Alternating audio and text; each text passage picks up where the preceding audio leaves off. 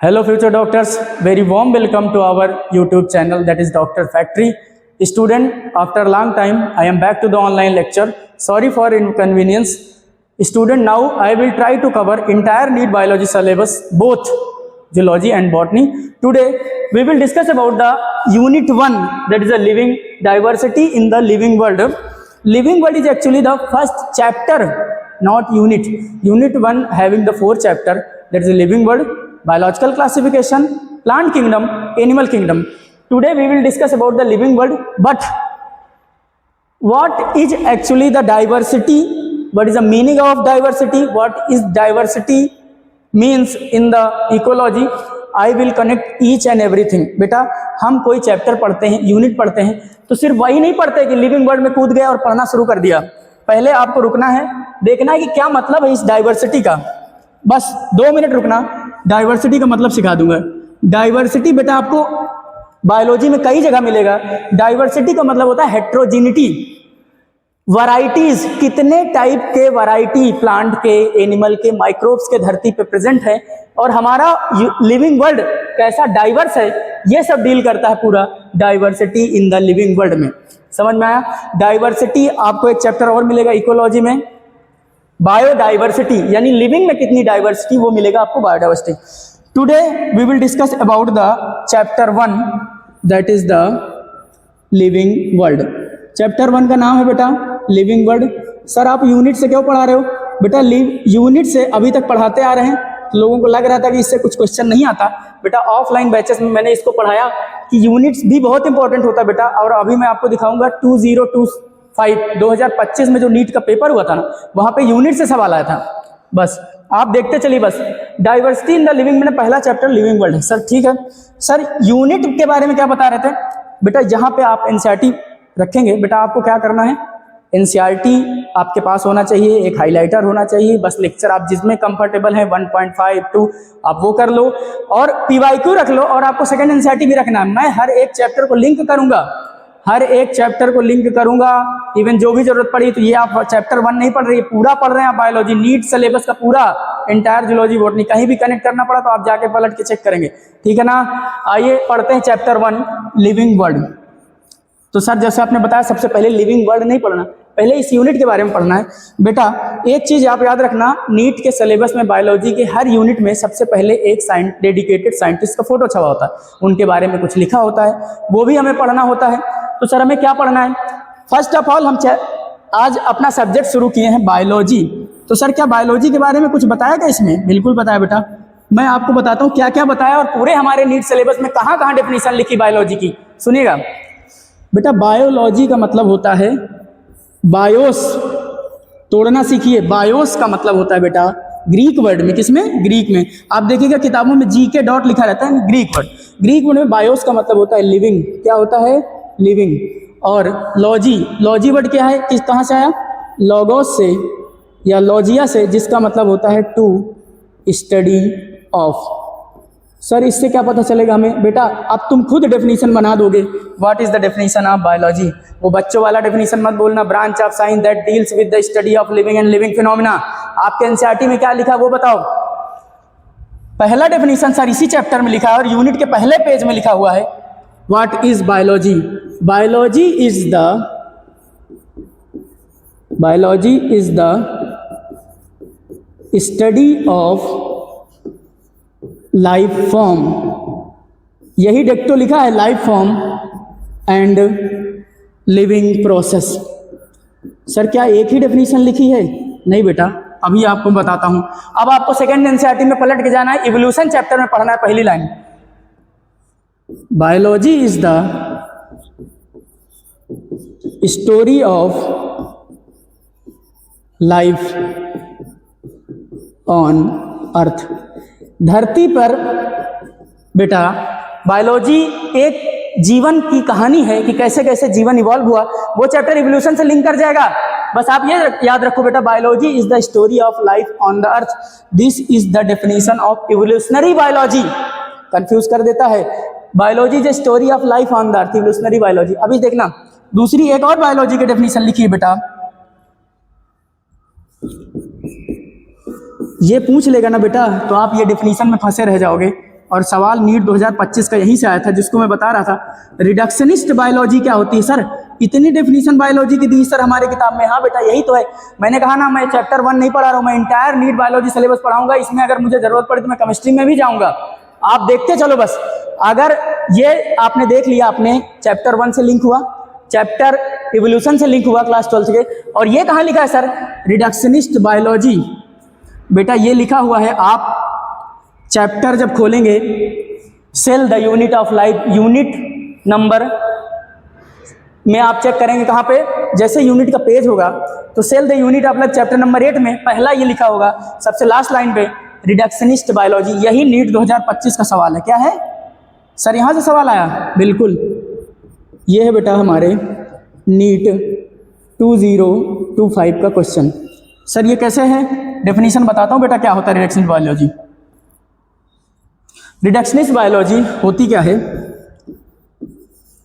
Physico chemical. बेटा अगर physical और केमिकल एक साथ बोलना होता है, टेक्निकली हम फिजिकल एंड केमिकल नहीं, फिजिको केमिकल बोल लो, कुछ है नहीं। Physico chemical approach, physico chemical approach to study and understand, physico chemical approach to study and understand living organism, physico chemical approach to study and understand living organism, about living organism लिख सकते हैं, organism is called reductionist biology. बेटा ये offline बैचों में पढ़ाते थे तो बच्चे सोचते हैं यूनिट से तो कुछ आता ही नहीं सर। अरे नहीं बेटा, आ गया ना 2025 में रिडक्शनिस्ट बायोलॉजी। तो बेटा हमें कोई चांस नहीं लेना है, इवन मैं यूनिट में साइंटिस्ट भी पढ़ाऊंगा, डोंट वरी। सर आप कमेंट करेंगे इवोल्यूशनरी बायोलॉजी क्या होती है, बायोलॉजी का प्लेन डेफिनेशन क्या लिखा है। सर ये यूनिट चैप्टर नंबर 8 में लिखा हुआ है रिडक्शनिस्ट बायोलॉजी। मैंने अभी आपको बायोलॉजी बताया। एक चीज देखना बेटा कॉमन है, biology is the story of life form on the earth, ये भी लिखा रहता है। Biology is the story of life form, बहुत आराम से सुनना। Biology is the story of life form. बेटा अर्थ लगा दिया तो इवोल्यूशनरी बायोलॉजी, मतलब वही है ना कि बार बार उसी शब्द को लिख रहे, biology is story of life form. Sir अंतर क्या है? अंतर कुछ नहीं बेटा, मैं आपको दिखाऊं, जो मैंने आपको 2 वर्ड सिखाए थे कि बायोस का मतलब लिविंग होता है, लाइफ होता है, और लॉजिया वर्ड ग्रीक का मतलब होता है कि टू स्टडी ऑफ, वही कहीं ना कहीं घूम के लिखा। देखिए इधर, यहाँ पे आपको क्या मिला, लाइफ फॉर्म मिला, यहाँ पे क्या मिला सर, लाइफ, ये भी एक लाइफ फॉर्म है। पहली डेफिनेशन देखो, आपको क्या मिला बेटा, स्टडी ऑफ, सॉरी आपको क्या मिला बेटा, देखना बड़े आराम से, स्टडी ऑफ लाइफ फॉर्म। तो बेटा तुम सोचो रट रहे हो बायोलॉजी ना, इतना सारा तुम्हें रटना पड़ा ना, कहीं नहीं, बस तुम इसको ध्यान नहीं दिए। लिविंग की स्टडी को ही बायोलॉजी कहते हैं। कुछ भी कठिन है क्या, बच्चों वाला है। चलिए आगे। सर ये तो रहा, आपने इतने डेफिनेशन बता दी बायोलॉजी की। बेटा एनसीईआरटी में एक एक नहीं मिलेगा, मुझे कमेंट कर देना, मोस्ट वेलकम। आ जाओ आगे। अब मैं पढ़ाऊंगा, मैंने कहा था ना यूनिट में 1 में डेडिकेटेड साइंटिस्ट का नाम है बेटा Ernest Mayr, one of the great scientist. Sir page खोलेंगे बेटा, पहला अर्नेस्ट मेयर के बारे में पढ़ेंगे। Ernest Mayr the legendary category scientist. Sir ये कब पैदा हुए, कब मर गए, ये बताओगे क्या? बता दूंगा पर तुम्हारे काम का नहीं बेटा, सवाल इससे नहीं आएगा। बेटा इनका जो डेट ऑफ बर्थ है, इनका जीवन काल रहा है, यानी मैं कहूं तो इनका लाइफ स्पैन क्या रहा। What is life span?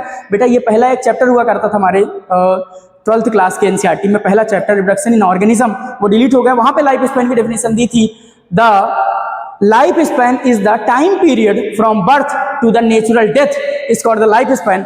और इनका लाइफ स्पैन रहा बेटा 100 साल का। कितना? 100 साल का। अगर 100 साल का है सर तो मुझे तो डिफरेंस वही दिख जाएगा। 1904 से लेके 2004 तक का जीवन काल में 100 साल आ रहा है, और कहीं भी अगर 100 साल का डिफरेंस आएगा वही आंसर है, तुम्हें याद हो चाहे ना हो। 2 ऑप्शन ऐसे होंगे जिसमें 100 साल का डिफरेंस नहीं पता हुआ है। नीट वाले को, पूछने वालों को ये नहीं सोच पाएगा कि तुम 100 साल याद करके आए हो। 1904 से 2004, और बता रहा हूं एग्जैक्ट डोंट वरी, याद मत करना, याद हो जाए बहुत अच्छी बात, लेकिन एक जगह इसका यूज पड़ेगा डेट ऑफ बर्थ का, अभी देखना। इनका डेट ऑफ बर्थ है बेटा 5 जुलाई 1904। He was born in the Kempton Germany. कहाँ पैदा हुए थे बेटा? Kempton Germany, Kempton Germany. बेटा ये याद रखिए, कैम्पटन जर्मनी में पैदा हुए हैं। एक बात और, इनके बारे में और क्या जानना है सर? ये डेट क्यों रटवाया, अभी बता रहा हूं। He is considered as Darwin of 20th century.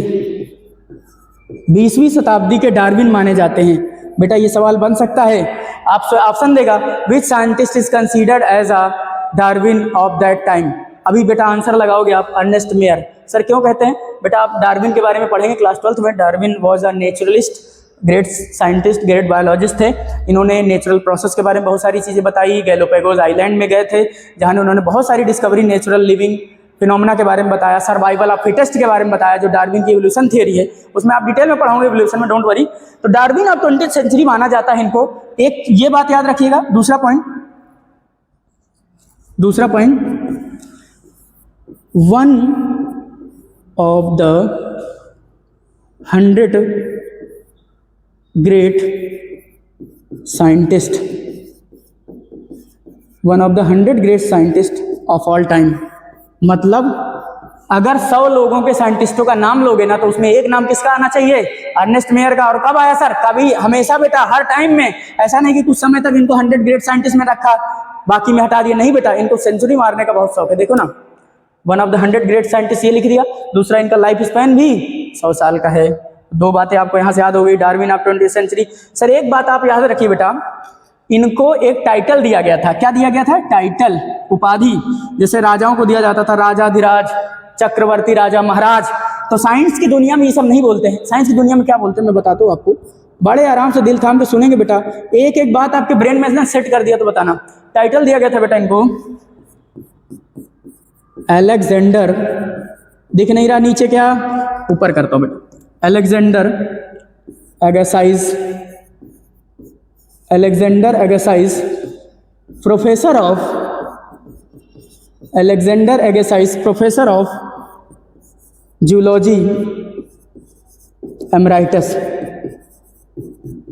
इतना बड़ा टाइटल मिला, क्या मिला बेटा? Alexander Agassiz professor of zoology emeritus. जैसे ही तुम्हारे कान में पड़ेगा, तुम आंसर तुरंत अर्नेस्ट मेयर लगा दोगे, गारंटी। बस एक बार देखा है ना नीट की, अब क्या बोलूंगा इसके आगे, ठीक है। Alexander Agassiz professor of zoology emeritus, title goes to the Ernest Mayr. Next बेटा, ये 3 पॉइंट आपको याद हो गए। अब अगला सुनो, what are the researches area that was contributed by the Ernest Mayr. बेटा मैं यहाँ रिसर्च लिख रहा हूँ, यानी इनके क्या क्या रिसर्च रहेंगे, एनसीईआरटी में लिखा हुआ है, और तुम्हें कुछ रटने नहीं पड़ेगा बेटा, देखते जाओ तुम। रिसर्च, इनका रिसर्च एरिया क्या था बेटा? सबसे first of all, he was ornithologist थे, यानी उन्होंने वर्क किया था किस रिसर्च पर? ऑर्निथोलॉजी पर। सर अभी तो सिखाए थे, लॉजी का मतलब टू स्टडी ऑफ, बेटा the study of bird is called the ornithology. Bird की अध्ययन को ऑर्निथोलॉजी बोलते हैं, और जो साइंटिस्ट उसे डेडिकेटेड होते हैं ऑर्निथोलॉजिस्ट बोल देते। बस कुछ नहीं है, सोचते चलेंगे, दिल थाम के बैठेंगे, बस सुनते रहेंगे। ऑर्निथोलॉजी में इन्होंने वर्क किया बेटा। इनका कंट्रीब्यूशन रहा जियोग्राफी।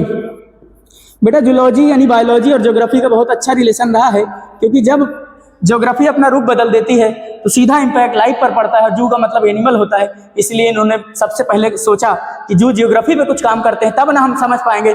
और अभी मैं बताऊंगा, he was the pioneer who discovered about the end give the species definition.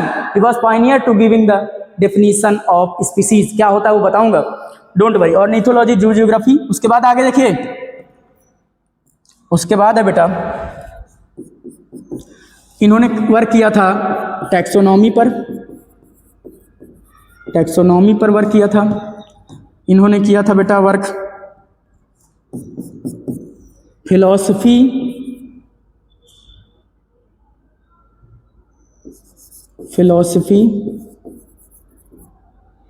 Of philosophy of biology, इन सब पे इन्होंने का वर्क था philosophy, ornithology, zoogeography, taxonomy, philosophy of biology and सबसे last but not least he was pioneered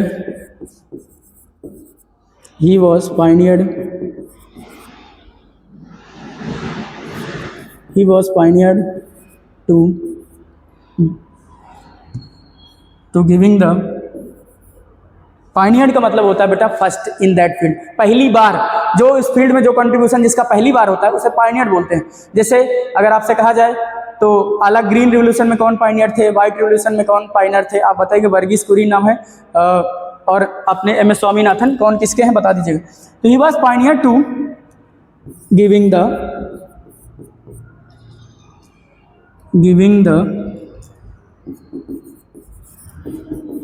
definition of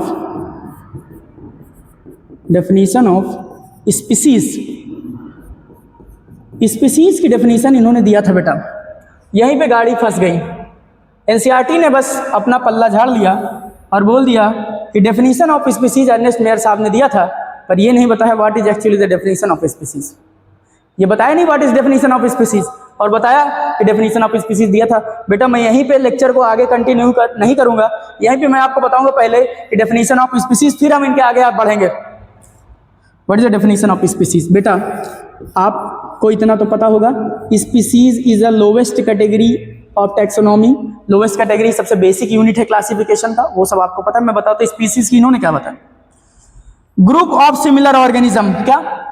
Group of similar organism in a population that can interbreed together and can produce fertile offspring are called species। सुनते जाइएगा एक एक शब्द। Group of similar species, group of similar species कहाँ है बेटा? In a population that can interbreed together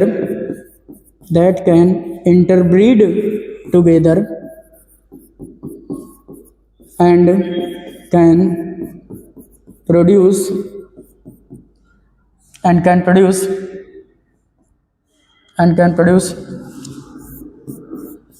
fertile offspring। देखना अभी मैं तुम्हें कंफ्यूजन में कर देता हूं, आराम से सुनते जाना। ग्रुप ऑफ सिमिलर स्पीसीज बोला है, ग्रुप ऑफ क्लोजली रिलेटेड नहीं बोला। सुनना सर, इसका मतलब तो ये है कि किसी भी पॉपुलेशन में अगर सिमिलर स्पीसीज है वो आपस में इंटरब्रीड करते हैं, यानी बेटा सेक्सुअल रिप्रोडक्शन करते हैं, कॉपुलेशन करते हैं, मेटिंग करते हैं, उसके बाद संतान की उत्पत्ति करेंगे। और वो संतान कैसा होना चाहिए? फर्टाइल होना चाहिए, आगे चल के वो भी प्रोजनी प्रोड्यूस करना चाहिए। सर कुछ होते हैं हमारे लाइफ में सोसाइटी में जो बच्चे पैदा नहीं कर सकते, वो बताऊंगा बेटा, वो अदर केसेस है, वो मेडिकल केस हो सकता है या कुछ अदर जेनेटिक डिसऑर्डर हो सकता है, उसकी बात नहीं, पहले डेफिनेशन समझना। सर ये तो ठीक रहा, अब मैं इसका बताता हूँ बेटा एक्सेप्शन, वो देखना ध्यान से। सर ये डेफिनेशन गलत कर दिया जाए, देखने गलत करके आप भी गलत कर दोगे, देखना सुनना, मैं बताता हूँ आपको। बेटा अर्नेस्ट मेयर साहब बहुत होशियार थे, उनको पता था कि आप ऐसा बोलने वाले हो, लेकिन उन्होंने अपने शब्द में एक चीज छुपा के रखी, बताना। तुम सुनते जाओ बस। पहले देखो, अगर सर आपने कहा सेम स्पीसीज, ठीक है, अगर एक जैसे क्लोजली रिलेटेड स्पीसीज हो, एक जैसे दिखते हुए हो जाए, उनका मेटिंग करा सकते हैं। हाँ मेटिंग करा सकते हैं, बच्चे भी पैदा होंगे। पर सुनना कैसा एग्जाम्पल है, एग्जाम्पल बता रहा हूं बेटा। जैक। सर ये जैक कौन है? नाम तो बहुत अच्छा है बेटा, जैक है मेल डोंकी, क्या? इसीलिए ब्रैकेट में लिख रहा हूं जैक, मेल डोंकी। बेटा ये सिंबल मेल का होता है, याद कर लो आप, और ये सिंबल फीमेल का होता है, बार बार नहीं बताऊंगा। मेल डोंकी जैक, इसकी मेल डोंकी की ब्रीडिंग, यानी आपने इसको ब्रीड किया, यानी आपने इसको क्या किया? इंटरब्रीड कराया। ये जो लिखा है किससे? मेल डंकी को ब्रीड कराया बेटा आपने फीमेल हॉर्स से। सर 4 पैर का हॉर्स, यानी घोड़ी भी होती है, 4 पैर की ये भी होते हैं, सिमिलरली हाइट भी लगभग वैसा है, यानी ये तो सिमिलर स्पीसीज जैसा ही है, सिमिलर स्पीसीज जैसा ही है। और दोनों बेटा इंटरब्रीड करते हैं और इनके बच्चे का नाम भी आपको पता है बेटा, जो ये प्रोड्यूस करते हैं वो म्यूल होता है। सर ये तो डेफिनेशन की मोए मोए कर दिया कि म्यूल पैदा हो गया क्लोजली रिलेटेड स्पीसीज से, तो ये दोनों स्पीसीज अलग है, हॉर्स स्पीसीज अलग है बेटा एंड डंकी की स्पीसीज अलग है, ये स्पीसीज है दोनों अलग अलग है, तो फिर ये बायोलॉजिकल स्पीसीज की डेफिनेशन गलत है, हम नहीं मानते। ग्रुप ऑफ सिमिलर प्रोड्यूसर, और बेटा देखो इसने क्या प्रोड्यूस कर दिया, ऑफ स्प्रिंग। काका रुको, म्यूल पढ़ोगे बेटा रिप्रोडक्शन में, यही चैप्टर पढ़ाऊंगा, mule is not fertile, mule can't reproduce, mule reproduce नहीं कर सकता। क्यों? देखो यहाँ पे लिखा फर्टाइल होना चाहिए और बेटा ये इनफर्टाइल होता है। कौन लोग इनफर्टाइल होते हैं इस रिप्रोडक्शन में? इसीलिए बेटा रिप्रोडक्शन को डिफाइनिंग फीचर नहीं माना जाता, कैरेक्टरिस्टिक फीचर माना जाता है, पढ़ाऊंगा इसमें। क्यों? क्योंकि बेटा he is sterile, she is sterile, male हो सकता है फीमेल कुछ भी, वो क्या होता है बेटा, स्टेराइल होता है। क्या होता है? स्टेराइल होता है। सुनना, तो ये बात सुन, इसीलिए इन्होंने बताया था कि क्या होता है ये आपका ये पूरा प्रोसेस, इसलिए क्या बोला था उन्होंने, फर्टाइल ऑफ स्प्रिंग होना चाहिए, जबकि फर्टाइल नहीं था। इसी तरह मैं 3 एग्जाम्पल अब बोलता हूँ बेटा, आप इसका तो नाम सुनो, एनसीईआरटी में लिखा, मैं 3 और सुनो, अब जब पढ़ ही रहे हो तो थोड़ा ध्यान से पढ़ो।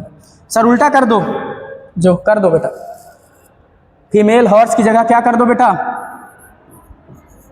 मेल हॉर्स कर दो। क्या यहाँ पे ब्रैकेट में लिख दे रहा हूँ, ये मेल है, मेल हॉर्स कर दो। क्या कर दो? ठीक है बेटा, मेल हॉर्स कर दिए। फीमेल डोंकी कर दो इधर, क्या कर दो, फीमेल डंकी। बेटा इससे जो बच्चा पैदा होता है उसका नाम हम बदल देते हैं थोड़ा, उसको बोलते हैं बेटा हम लोग हिनी।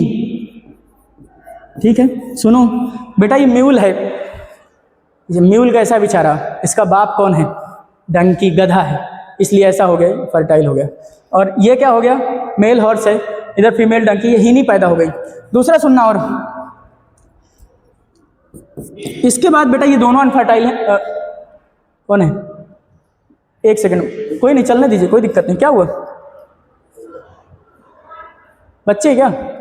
हाँ कोई नहीं, ठीक है, वो रुक, इंटरप्ट हो जाएगा, रहने दो सर, रहने दो। मेल डोंकी हुआ, क्या स्टार्ट हुआ, मेल डोंकी से जो बना फीमेल और से वो म्यूल बना, इसका अपोजिट करने पे ही नहीं बना। तीसरा एक और है बेटा, 2 और पढ़ ही लेते, क्या दिक्कत है।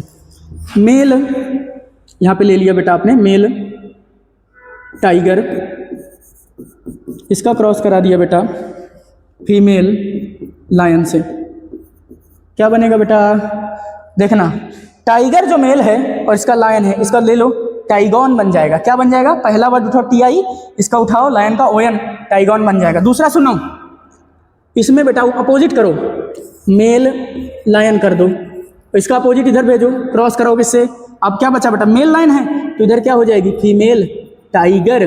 बेटा बाप से ही नाम होता है, सॉरी फॉर ऐसा कहते नहीं, लाइगॉन, सॉरी इसे लाइगर बोलेंगे क्या, या लाई उठाया, अरे ऐसा देखो ना, ये रटो मत, लाइगर, ये टाइगॉन। और बेटा मेयर साहब बहुत, अर्नेस्ट मेयर साहब अपने बहुत होशियार थे, ऑल आर स्टेराइल, सॉरी ये बच्चे पैदा नहीं कर सकते। इसका मतलब है बायोलॉजिकल स्पीसीज की डेफिनेशन एकदम सही है। यहाँ तक आप डिस्प्रूव करके भी क्या कर लिए, ग्रुप ऑफ सिमिलर की जगह आपने ग्रुप ऑफ क्लोजली रिलेटेड ले लिया और पॉपुलेशन में भी ले लिया, लेकिन आपने क्या किया, अनफर्टाइल, ये बच्चे पैदा नहीं कर सकते, बच्चे पैदा होने चाहिए था ना, नहीं हुए, अनफर्टाइल स्पीसीज ले लिया। इसका मतलब मेयर साहब ने जो ये जोड़ दिया था फर्टाइल ऑफ स्प्रिंग, इसीलिए मैंने अंडरलाइन किया था, फर्टाइल ऑफ स्प्रिंग होनी चाहिए पॉपुलेशन में, तब जाके वो स्पीसीज है। इसलिए घोड़ा और डंकी एक स्पीसीज नहीं है, क्लोजली रिलेटेड स्पीसीज है बेटा। ये चैप्टर में जब पढ़ाता था, इस समय हट गया है, क्लास 12th में strategies for enhancement in food production, वहां पे जाके देख लीजिएगा, इंटर स्पेसिफिक हाइब्रिडाइजेशन का केस है। इसलिए कहा था एक चैप्टर एक किताब रख के मत बैठना, पूरा जरूरत पड़ी तो कुछ भी पढ़ाना पड़ता है। Come back to the contribution of the scientist, that is our scientist, that is Ernest Mayr. इन्होंने इस पर वर्क किया बेटा, इनका ये रहा बेटा। इनके सबसे खास पॉइंट को मैं छोड़ूंगा नहीं, अभी थोड़ा सा लेक्चर का बाउंडेशन है मेरे पास बेटा, इसलिए सॉरी, बट मैं एक चीज़, मेन चीज़ पढ़ा के जाऊंगा, जिसके लिए मैंने आप इतना जो है वो किया। इनका इंट्रोडक्शन सुनना बेटा, लास्ट में कुछ पॉइंट रहेगा तो मैं और कवर करूंगा। इसमें इनको बोला जाता है बेटा, किनको, अर्नेस्ट मेयर को, ट्रिपल क्राउन ऑफ बायोलॉजी। क्या बोला जाता है बेटा? Triple crown of the biology.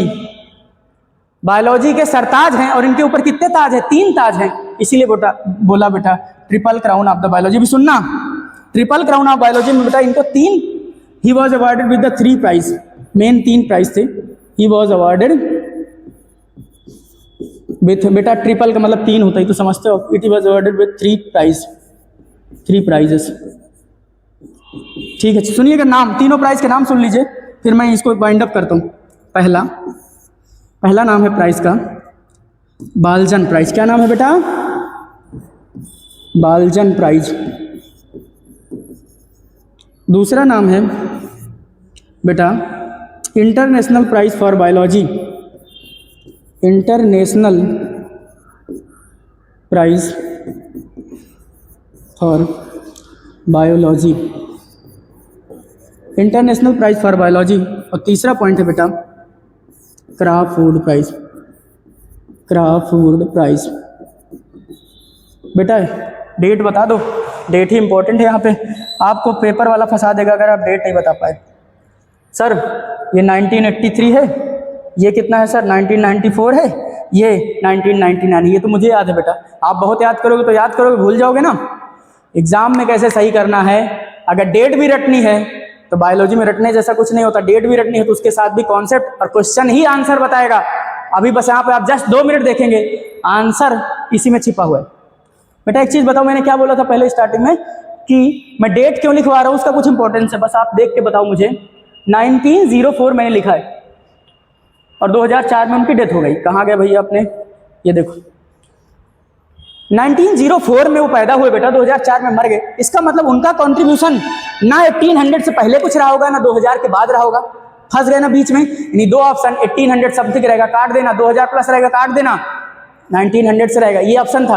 अब एग्जैक्ट बताता हूँ, तीनों में लिख लो 1900। आ जाओ इधर, तीनों में लिख लो। सर ये तो लॉजिक समझ में आया कि जब ये पैदा हुए हैं तो उसी समय कुछ ना कुछ करेगा ना, तो 1900 में किया।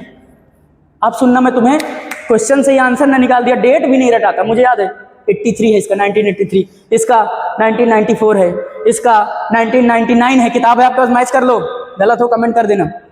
गलत हो ही नहीं सकता, क्यों? क्वेश्चन में ही आंसर है। यही सीख गए, बायोलॉजी रटना छोड़ो भाई, तुम्हारा सवाल कोई गलत ही नहीं करा पाएगा। अगर ऑप्शन नहीं होगा तो एनटीए का गलत क्वेश्चन जाएगा, तुम्हारा गलत नहीं हो सकता। देखना इधर क्या लिखा है ये, सर ये तो मुझे 3 दिखाई दे रहा है, डिजिट में क्या दिखाई दे रहा है? ये 3 दिखाई दे रहा है। सर अगर मैं इसको ऐसा थोड़ा सर्कल कर दूं तो 8 हो जाएगा। क्या हो जाएगा? 8। आराम से देखना, देखना बेटा, इसका पूरा लूप कंप्लीट कर दो जरा। 3 दिन लूप कंप्लीट कर दिया, 8 बन गया। बस एक लूप हटा दो, 3 बन गया। 1983 डेट ऑफ बर्थ, इसका प्राइज मिलने का डेट है, मैच कर लो। क्वेश्चन देखा B 83 है। International prize for biology, sir इतना बड़ा रट्टा तो हम नहीं कर पाते थे, लेकिन हाँ देखो यहाँ पे लॉजिक है, इसलिए सर इसको तो आप नहीं बता पाओगे, 94 है, कैसे बताओगे? देखना बेटा, ये 9 लिखा है और ये 4 लिखा है, 9-4। बायोलॉजी कैसे लिखते हो? ऐसा कुछ लोग लिखते हैं जी, और कैसा लिखते हो भाई? देख लो ये 94 है। अरे बेटा कैसा समझा, आराम से देखो, वो भी रफ हो गया, कोई नहीं, कोई बात नहीं, मैं उसको फिर से लिख देता हूँ। ये तो समझ गया आप 1983। इधर देखो,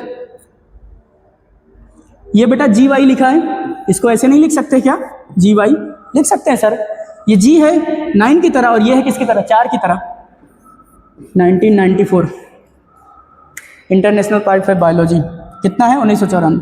सर लास्ट वाला नहीं बता पाओगे, क्राफोर्ड में कहाँ दिख रहा है कुछ? अब बेटा देखना पड़ता है, बस दिखता सब कुछ है, और ये किताबों में नहीं लिखा होता बेटा, इसको सोच के मैंने तुम्हारे लिए बनाया, तुम मुझसे बेटर बना सकते हो। देखो ना इधर क्या हो गया, 99।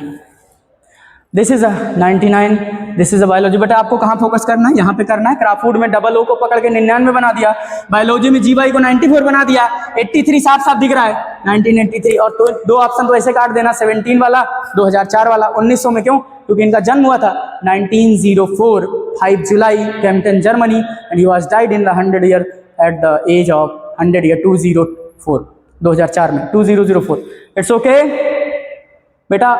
अभी ये चैप्टर तो मैंने शुरू भी नहीं किया, केवल साइंटिस्ट का नाम बताया। अभी मैं यूनिट के बारे में बताऊंगा, एंथ्रोपोसेंट्रिक व्यू क्या होता है, बायोसेंट्रिक व्यू क्या होता है। Earliest man classified the entire matter into the two group, that is biocentric view and anthropocentric view. क्या होता है बायोसेंट्रिक, क्या होता है एंथ्रोपोसेंट्रिक, फिर क्या होता है लिविंग, क्या होती है diversity.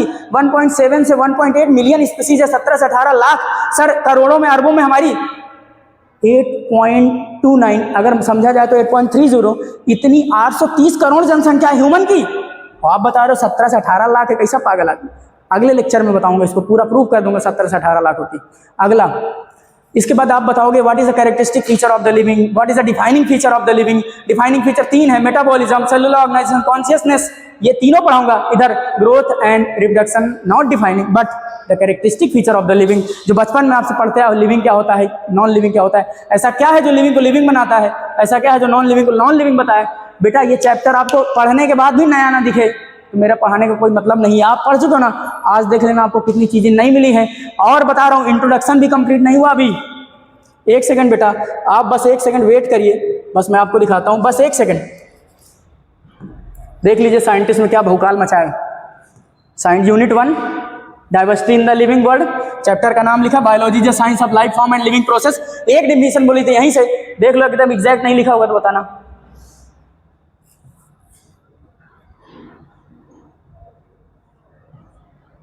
Biology the study of science of life form and living process लिखा है। रफ हो गया था क्या लिविंग प्रोसेस? ठीक है बेटा, अब देखना आगे। दूसरा, सर वो जो डेट वाला बताए थे वो दिखाओ ना। ठीक, अर्ली मैन क्लासिफाइड, देखो एनिमेट एनिमल ये सब पढ़ाऊंगा आपको, डोंट वरी। ये है बेटा, आपने देख लीजिए 1904 से 2004 डेट बताई थी। 5 July Kempten Germany, Ernest Mayr, Darwin of 20th century, one of the 100 greatest scientist of all time. Mayr कहाँ ज्वाइन किया, क्या हुआ, देखिए ये टाइटल क्या है, कहाँ लिखा है, हाँ ये लिखा title, Alexander Agassiz professor of zoology and writers, एक वर्ड लिखा है। उसके बाद बेटा इन्होंने किस पे काम किया, ornithology, taxonomy, zoogeography, evolution, systematics and the history and philosophy of biology. Philosophy of biology मैंने लास्ट पॉइंट लिखा है। और सुनिए, he was a singly handed, देखना central evolutionary, he was pioneered to currently accepted definition of biological species, जिसके बारे में मैंने बताया, ये पहले थे पायनियर थे। Mayr was awarded with 3 prize थे regarding triple crown of the biology. Balzan prize बताया था कि बाल्जन प्राइज में बीफ को बना दो बेटा 3, ये देखो 1983 लिखा है। उसके बाद देखो international prize for biology GY 94 and Crafoord देखो ये 99। मेयर डाइट 100 साल में 2004 में मर गए। Each and everything is completed. तब तक पढ़ते रहें, ध्यान रखें। थैंक यू, धन्यवाद। लिमिटेशन है बेटा, कल पढ़ाऊंगा फिर से। Okay, thank you.